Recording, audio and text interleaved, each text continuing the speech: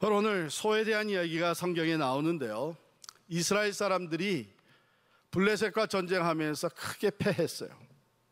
그런데 더 가슴 아팠던 것은 하나님의 언약궤를 뺏겼습니다. 하나님의 이 궤는 나무로 짠 상자인데 그 안에는요, 이스라엘 백성들이 출애굽하고 광야를 지나올 때 하나님이 주셨던 그 만나가 거기 들어가 있고, 또 모세의 형 대제사장의 시초인 아론의 그 싹난 지팡이가 들어가 있습니다.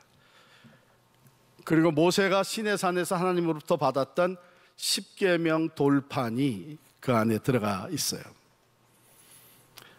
이런 것들을 담고 있는 이 하나님의 언약궤는 매우 중요한 의미를 갖고 있는데, 즉 하나님의 임재입니다. 하나님이 택한 하나님의 백성들과 하나님이 함께 계시다고 하는 하나님의 임재를 상징하는 것이 이 언약궤였는데, 이 하나님의 궤를 전쟁에 패배하면서 빼앗겼습니다. 이 궤를 뺏어간 블레셋 사람들은 그것을 어디다가 보관을 했나 하면, 자기들이 섬기는 우상, 자기들의 신이죠, 우상 다곤이라고 하는 우상의 신전에 보관을 했어요. 그런데 참으로 이변이 일어났습니다. 그 다음날 가보니까 그 신전에 모셨던 그 다곤 우상에 목이 부러져 있고, 또 손과 발이 동강이 난 채 여기저기 흩어져 있었어요. 이 다곤은 어떻게 생긴 우상이냐 하면, 상체는 사람 형상이고 하체는 물고기 형상입니다. 그래서 이 곡식이라고 하는 단어에서 발생한 이름 다곤은 풍요의 신으로 그 주변에, 블레셋과 그 주변에 많은 나라들이 섬기고 있었던 우상입니다. 자, 그런데 그 문제가 거기서 끝난 것이 아니라, 여기다가 모셔나가서는 안 되겠다 해서 언약궤를 다른 데로 옮겼어요. 그런데 옮겨가는 곳마다 재앙이 생깁니다. 독종이라고 하는 재앙이 생겨서 사람들이 시달리고 죽어갑니다. 이러기를 3번이나 옮겼어요. 그래서 엄청난 그 재앙 속에 고난을 당하게 되고, 하나님의 언약궤에 손을 대는 사람마다 죽임을 당하는 아주 혹독한 곤욕을 치르게 되었던 것이죠. 생각해보세요. 이스라엘의 적군 나라의 수호신이라고 여겨지는 하나님의 궤를 빼앗았을 때의 그 기쁨은 잠시뿐이고, 오히려 엄청난 재앙으로 고통을 당하게 됐습니다. 이렇게 되니까는 블레셋 사람들이 완전히 속수무책이 돼버린 거예요. 결국은 회의 끝에 이것을 다시 돌려보내자 해서 이스라엘 땅인 벳세메스로 돌려보내게 됐습니다. 자, 여기서 우리는 한 가지 먼저 생각하게 되는 것이, 참 살아계신 하나님과 세상의 다른 신들, 우상들과의 차이점이죠. 살아있는 신, 유일하신 하나님은 오직 여호와 하나님 한 분이신 줄을 믿습니다. 여러분, 목이 부러져 나가고 손발이 잘라져 나가는, 동강이가 나는 이것이 신이라고 할 수 있겠습니까? 말도 못하고 데려다 옮겨 다니고 아무런 힘도 없는 우상이죠. 자, 블레셋 사람들은 이제 법궤를 돌려보내기 위해서 새 수레를 만들었어요.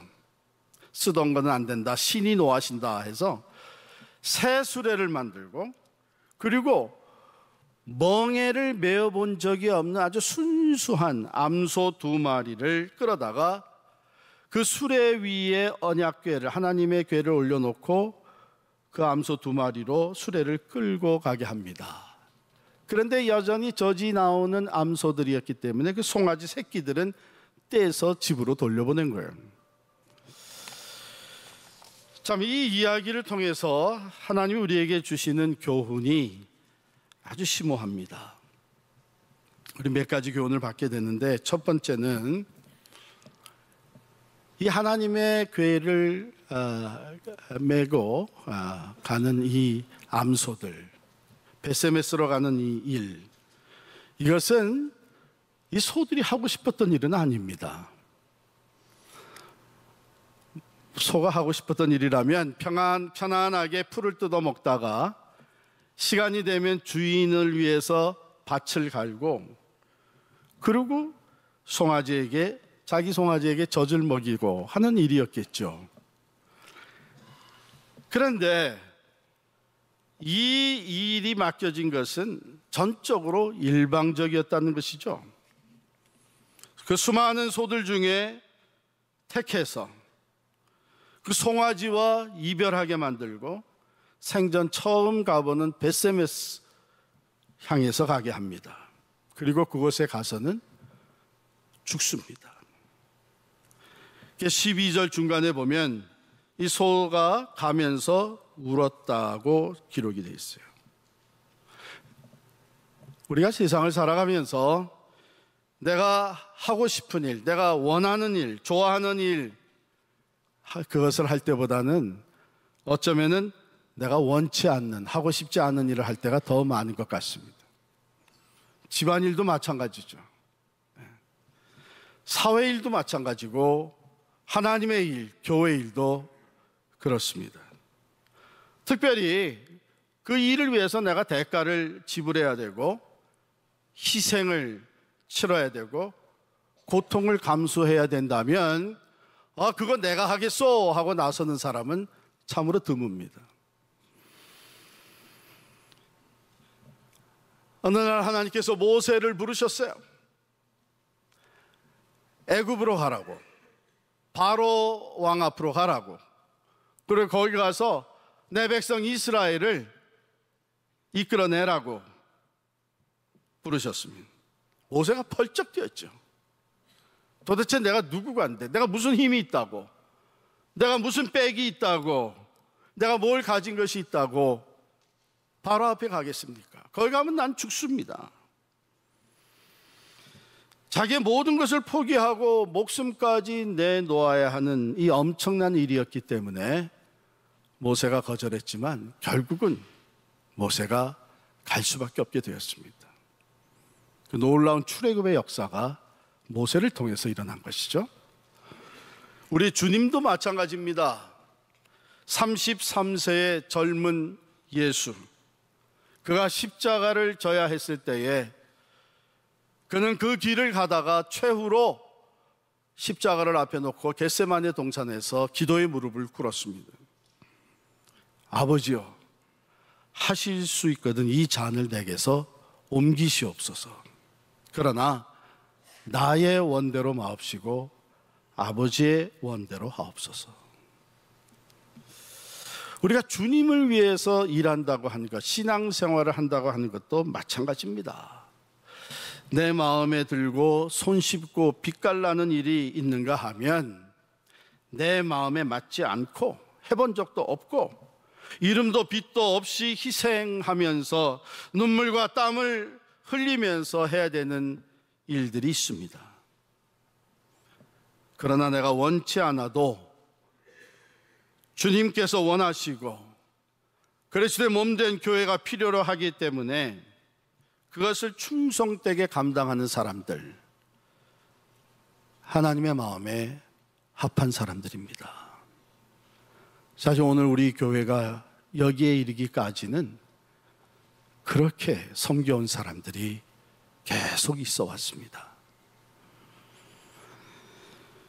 하나님의 마음에 합한 충성된, 베세메스로 가는 소와 같이 원하는 것은 아니었지만 그 일을 묵묵히 감당해온 사람들, 하나님은 아시고 그들로 인하여 기뻐하며 내 마음에 합한 자라고 말씀을 하실 줄 믿습니다. 두 번째, 우리 12절 보게 되면 암소가 베세메스 길로 바로 행하여 대로로 가며 갈대 울고 좌우로 치우치지 아니하였다, 이렇게 기록이 되었습니다. 곧바로 갔습니다. 사실 곧바로 베세메스로 가기에는 모든 여건이 좋지가 않았습니다. 이 암소들에게는 생소한 길이에요. 가본 적이 없는 길입니다. 거기에다가 멍에를 메고 수레를 끄는데 멍에를 매본 적이 없습니다. 어린 송아지들과 생이별하여 송아지가 울어대는 상황 속에서 길을 떠났습니다. 그리고 한 걸음 더 나아가 이 수레를 인도하며 끌어주는 사람이 없었습니다.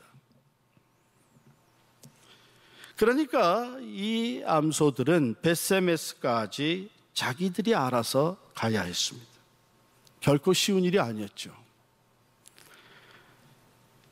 어미 떨어진 송아지가 울고 있는 곳으로 되돌아가고 싶은 충격이 얼마나 컸겠습니까? 내가 왜 하필이면 내가 이 일을 해야 되냐고 심통 부리고 뛰다가 수레를 뒤엎어 버릴 수도 있었을 것입니다.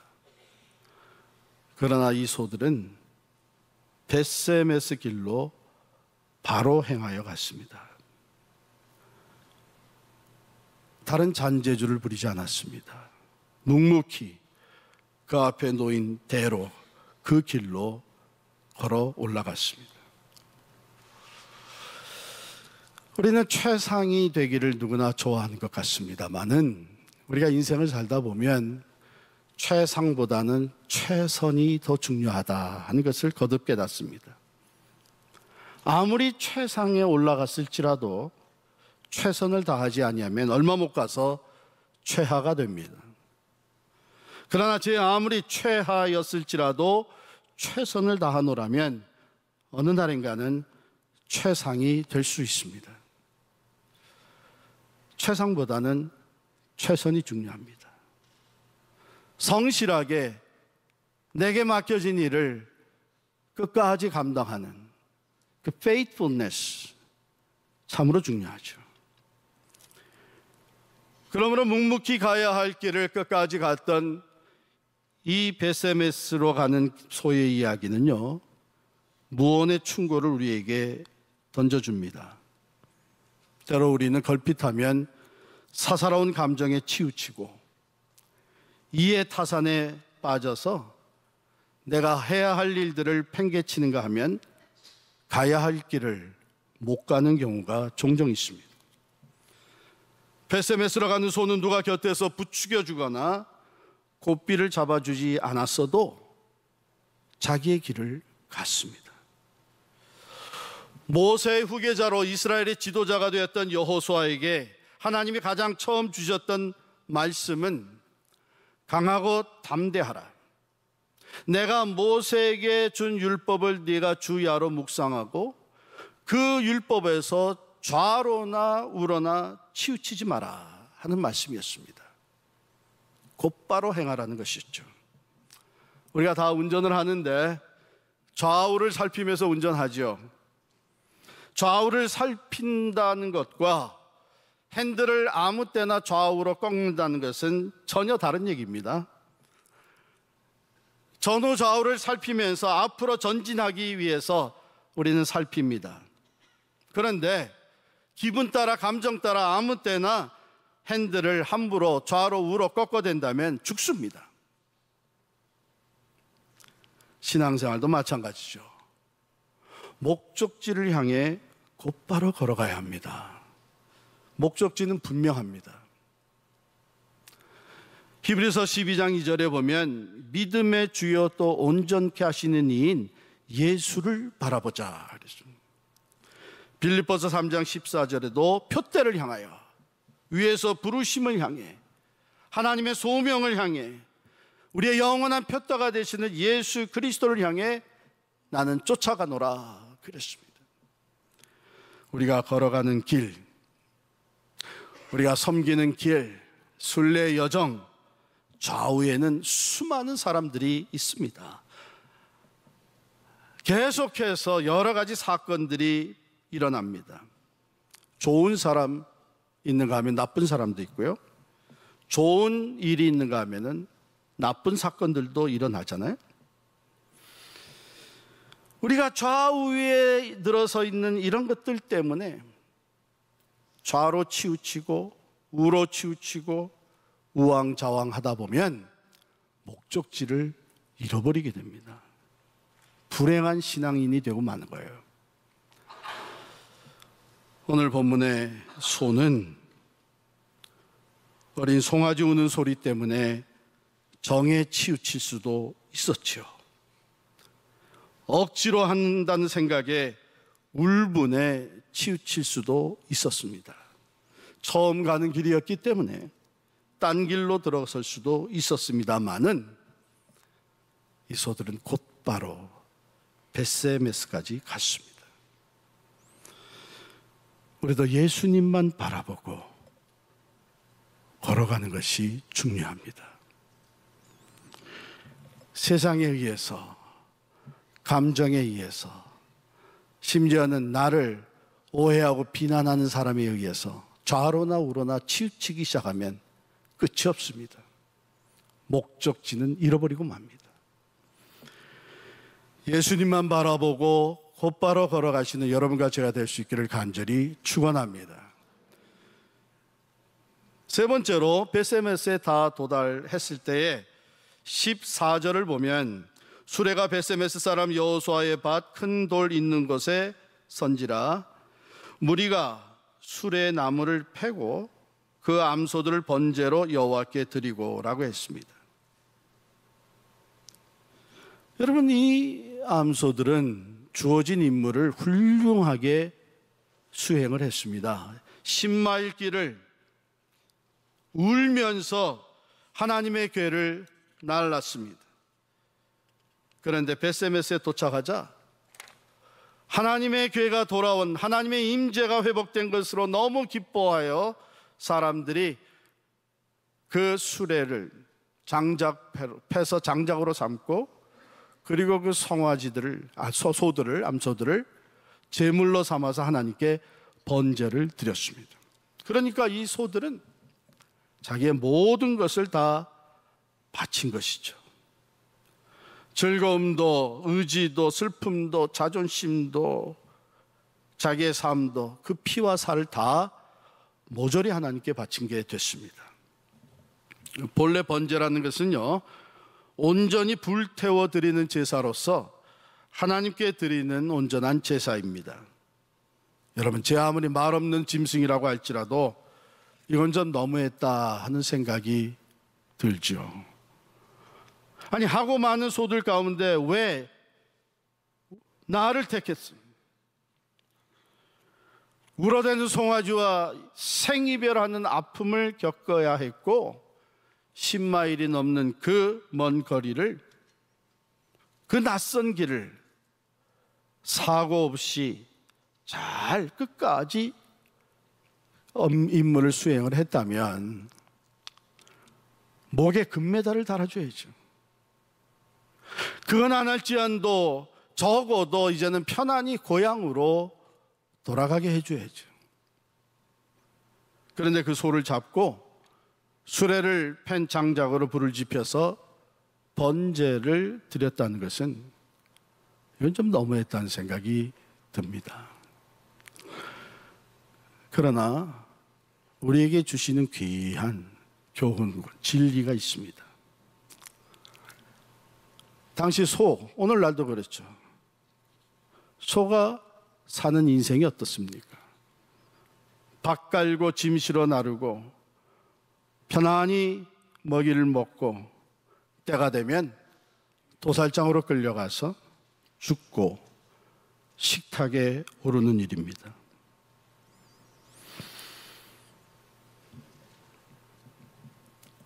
그러나 오늘 이 벳세메스로 간 암소들은 하나님께 드려지는 거룩한 제물이 되었습니다. 이래도 한평생이고 저래도 한평생입니다.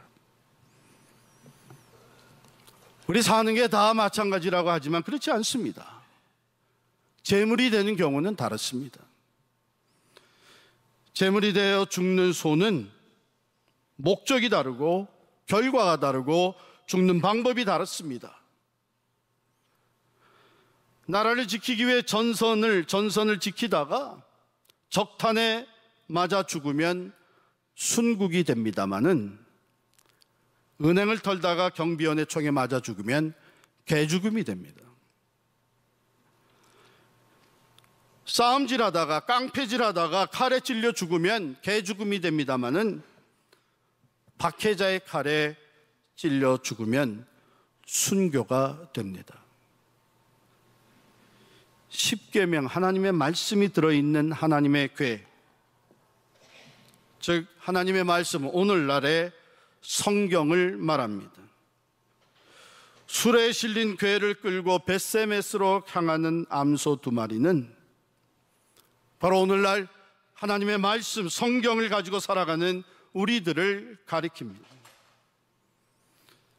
성경을 갖고 성경을 따르고자 하는 우리 신앙인들이 가져야 될 삶의 자세와 그 여정을 적나라하게 가르쳐주고 있는 오늘의 말씀입니다.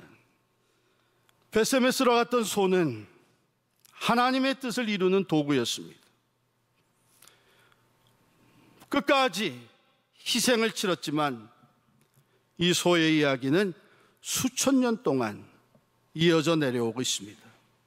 참으로 아름다운 이야기로 성경에 기록되어 있고 앞으로도 영원히 이 말씀이 존재하면서 수천억의 사람들의 입과 입을 통해 전승되어질 것입니다.